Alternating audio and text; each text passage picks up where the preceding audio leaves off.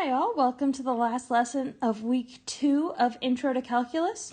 Today we're going to be talking about inverse functions and logarithms.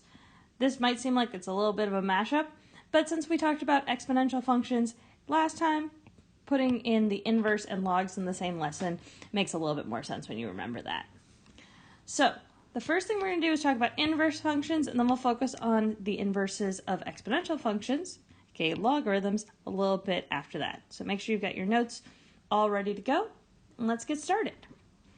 So if you remember, an inverse function is one that reverses a regular function, meaning that if f of a is equal to b, then f inverse of b is equal to a. So we've just flipped the spots of our two variables. Now, it's another important thing to remember that the only functions that have inverse functions are one-to-one, meaning that they have to pass both the horizontal and vertical line tests. Now, when we're asked to find the inverse function of something, as we are in number 1, the first step that you want to do is, just like here, you want to switch your variables. So I'm going to switch my x and y. Once you've reversed your variables, all you need to do is solve for y. Now, I picked an example that was a little tricky in pre-calc, specifically to practice with. So in this case, when I solve for y, I'm going to multiply by y minus 1 on both sides. And when I do that, I'm going to make sure I distribute my x here. So then my next equation is going to be xy minus x is equal to, and on this side they canceled out, just y by itself. Now, in order to solve for y, I am going to group my y terms together. So, because right now I've got a y here and a y there. So I'm going to subtract xy from both sides. And now I end up with negative x is equal to y minus xy. And if you maybe remember from pre-calc, the reason that I did this is so that I can factor out the y and get negative x is equal to y times 1 minus x. The reason I can factor this now, and that's nice, is that I'm going to divide both sides by 1 minus x. And I'm just going to bring that work over here so that I don't need to erase what I've done so far.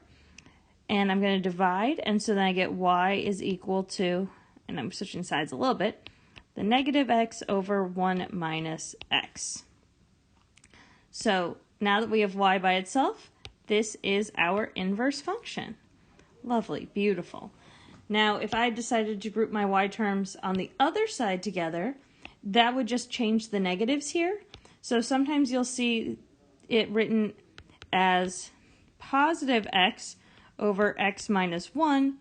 It's the same function. You'll notice that every single negative is different. Every single term has a different sign, so both of these would be just fine. Now, let's talk about logarithms. So if you remember, the logarithmic form, it looks like log base a of x is equal to y. This is the same as a to the y is equal to x. So these are interchangeable. You'll notice they're inverses. The y is now over here, the x is now over here, but the base is the same. So we'll often use both of these forms to interpret and solve and simplify logs. So here it says log base 2 of 0.125. Now, the way that I'm going to evaluate this is not to grab my calculator. It's to say, okay, well, if I want to evaluate something, that means I want to know what number it's equal to.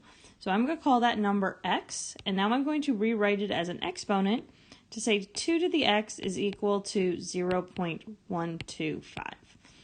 Now again, you could grab a calculator here, but we want to be good at problem solving.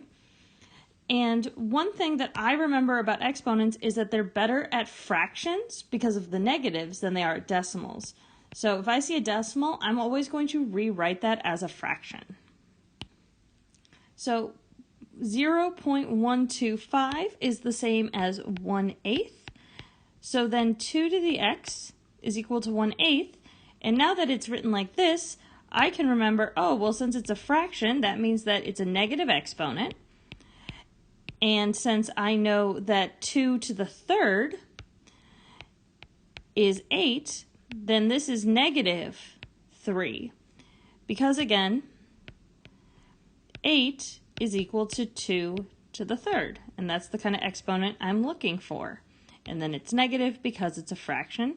So since x is equal to negative 3 and x is also equal to the number here, the log itself is equal to negative 3.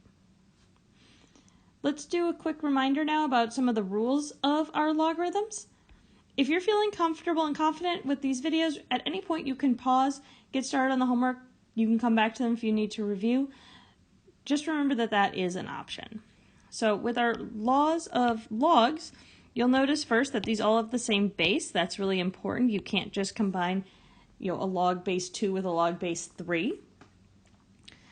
When you have this, log base a to the x plus log base a to the y, you can combine them into a multiplication problem because the logs are the exponents.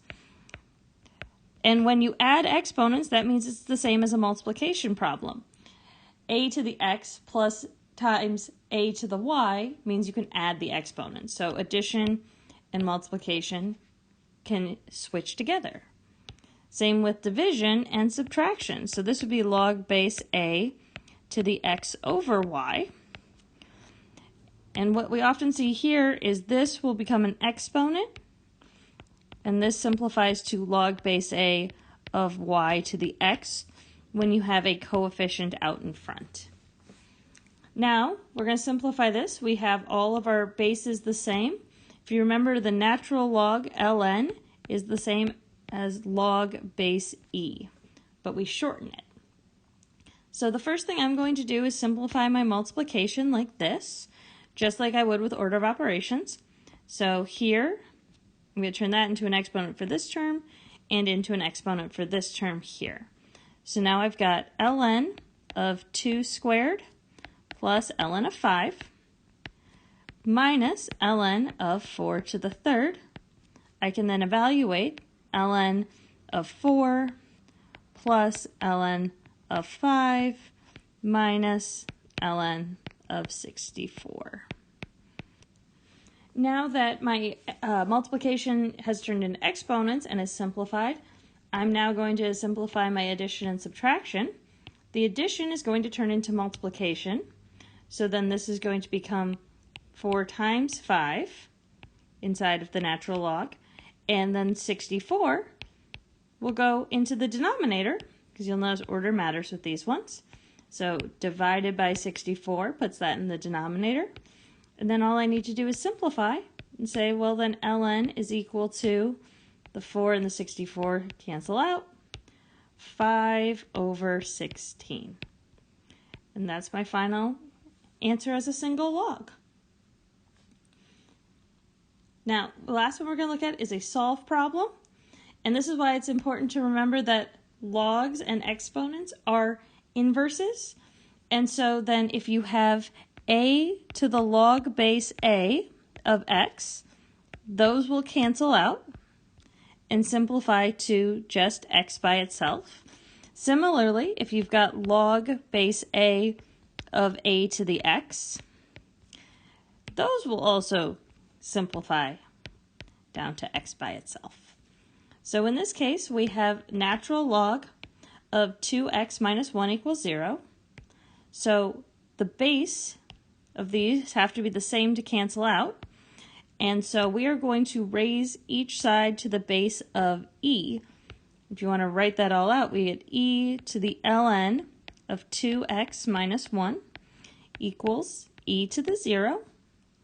And again, since these are the same base, they cancel out. So we get 2x minus 1 equals e to the 0. Anything to the 0 power is 1. So then we add 1 to both sides. We get 2x is equal to 2. And we finally end up with x is equal to 1. Now, it's important to check for extraneous answers with logs, but since this will keep everything positive, we are good, and this is our final answer. So this is the last lecture for week 2. Make sure that you've got everything turned in by the end of the day on Friday. All your check-ins, all your presentations, and then of course your quiz. Have a great day. I'll talk to you later.